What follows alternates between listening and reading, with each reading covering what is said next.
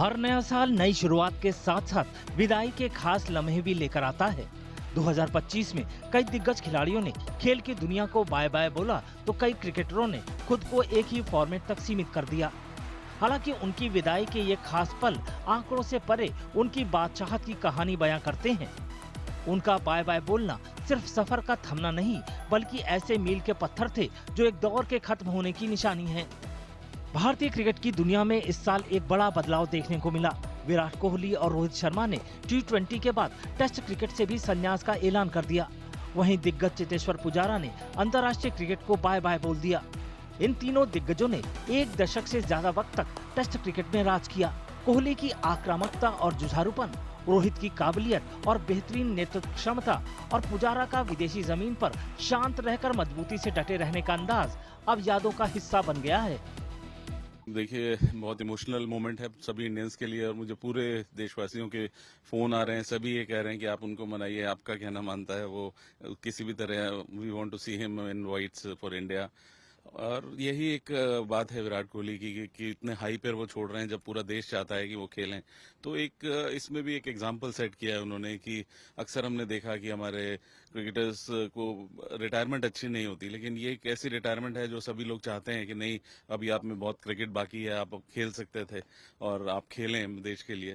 तो ये ही विराट का स्टाइल है। रोको को रुका है ऐसा मैं नहीं कह सकता हूँ। रोको नहीं तो इतना अभी 15 साल 11 साल तो रोहित खेला है, 13-14 साल तो विराट कोहली खेला है। इतना तो खेला है, लेकिन किसी को तो रुकना चाहिए ना। उन्होंने खुद ने डिसीजन लेके और खुद रोके है, उनको किसी ने रोका नहीं, ऐसा मैं बोल सकता हूँ। Well, when I made my debut in 2010 under my vice captainship, I think it was a dream come true moment for me because there were some great players in the team, players like Rahul Dravid, Sachin Tendulkar, VVS Lakshman, Virendra Sehwag, Gautam Gambhir. Some of the great players were part of that Indian team.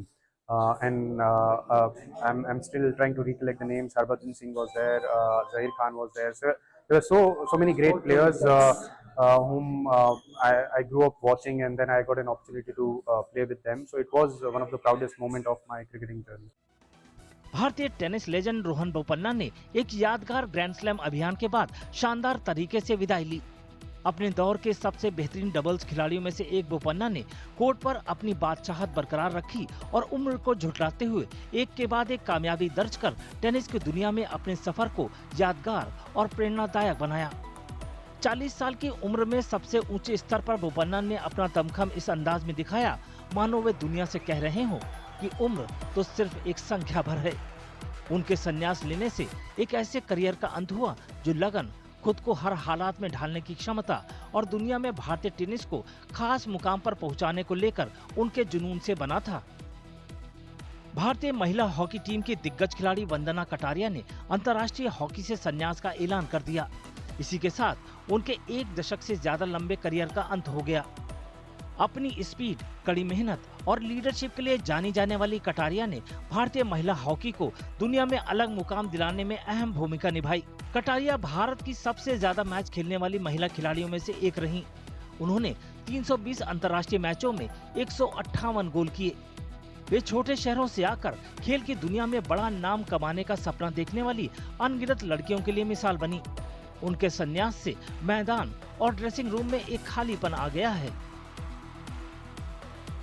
Table tennis की दुनिया के दिग्गज अचंता शरद कमल 2025 में आधिकारिक तौर पर retire हो गए। इससे भारतीय खेल के सबसे शानदार करियर में से एक का अंत हो गया। कई बार कॉमनवेल्थ गेम्स चैंपियन और एशियन गेम्स मेडलिस्ट रहे शरद कमल 40 साल की उम्र में भी टॉप लेवल पर खुद को बेहतर साबित करने में जुटे रहे।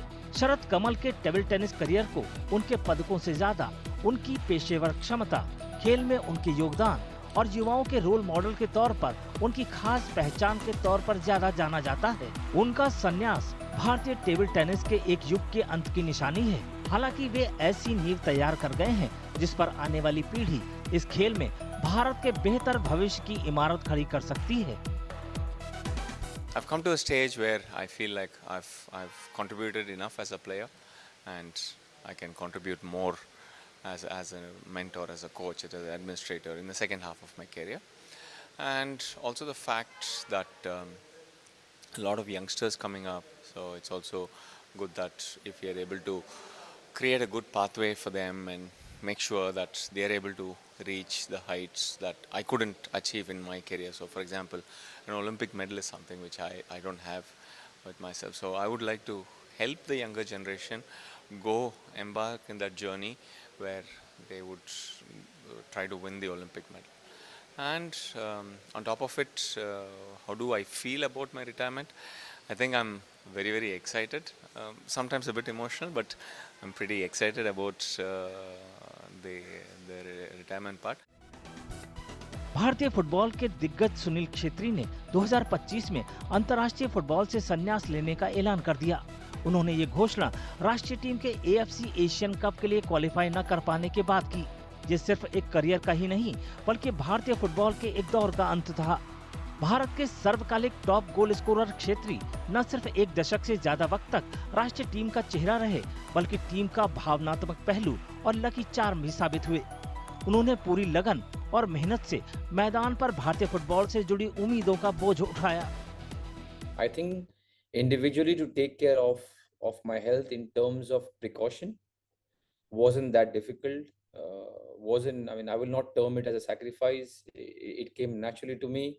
The more information I gathered, the more people around me who were knowledgeable and who gave me the information to take it on board and to try it and to apply it to myself wasn't difficult at all. It's a part of being a footballer, especially a modern footballer. Sunil Chhetri as a striker, I think is a very good striker.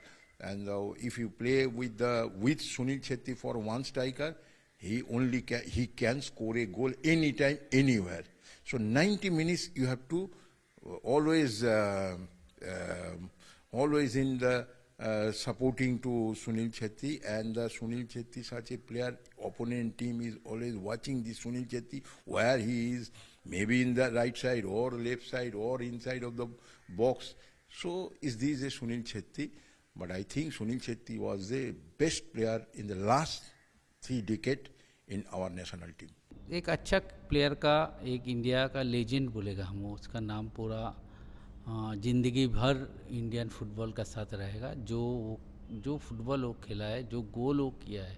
अभी ऐसा बोलता है कोई हम लोग world cup नहीं खेला, लेकिन हम लोग का जो सुनील छेत्री जो गोल किया है पूरा ऑल ओवर वर्ल्ड जानता है। जो मेसी रोनाल्डो का बाद उसका नाम है, अली दाई है। मतलब ये जो 4-5 नाम हैं जो सबसे ज़्यादा इंटरनेशनल गोल किया है। जब भी आप गूगल करेंगे, जब भी आप वर्ल्ड फुटबॉल का बारे में सोचेगा, ये अपना देश का जर्सी में कौन ज़्यादा गोल में है, उसमें सुनील का नाम आएगा। 2025 में दिग्गजों का खेल की दुनिया को अलविदा बोलना सिर्फ किसी खिलाड़ी के व्यक्तिगत करियर पर विराम लगना भर नहीं, बल्कि इससे कहीं ज्यादा है। ऐसा इसलिए क्योंकि इन दिग्गजों ने भारतीय खेल जगत को नेतृत्व क्षमता और अनुभव के साथ साथ ऐसी सुनहरी यादों को संजोने का मौका दिया जिसे करोड़ों भारतीय शायद ही भुला पाएं।